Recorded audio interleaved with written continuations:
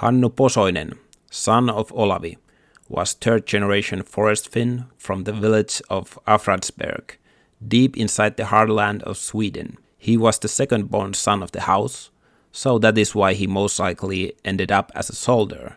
Not very sought-out position with the peasants. Farm needs manpower to grow, and upkeep of a soldier is a tax burden. If the peasant house had funds, it could equip a cavalry soldier for the crown and receive a tax exemption.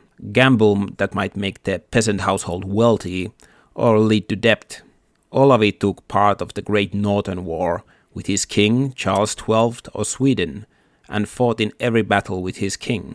While in Fredrikshald, a quick battle ensues with unknown enemy that approaches them under a cover of fog. Hannu climbs to the roof of the house to see who are they fighting against, and shouts, "There are no enemies here.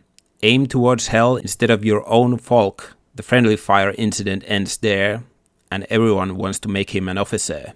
Hannu refuses to leave an application for the officer's post, and says, "I am a good man even without it." His king dies soon after to a mysterious shot in the head.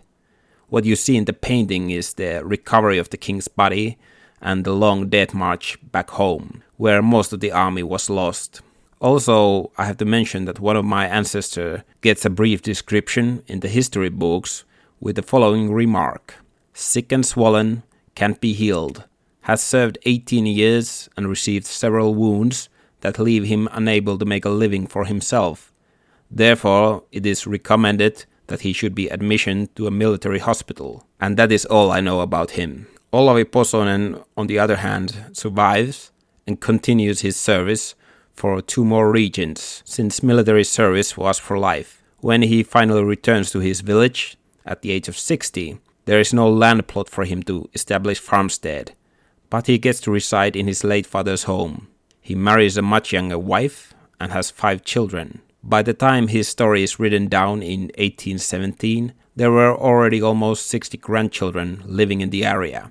This is why I like to read travel stories, because there are these small tidbits of average person's life that would not be recorded in anywhere else. If you would search for this man from the official records, there would be no mention of him being a Finn, and his name would be written in Swedish form, completely erasing his history and background that was thankfully still known by his living ancestors at this point. The meek shall inherit the earth, right?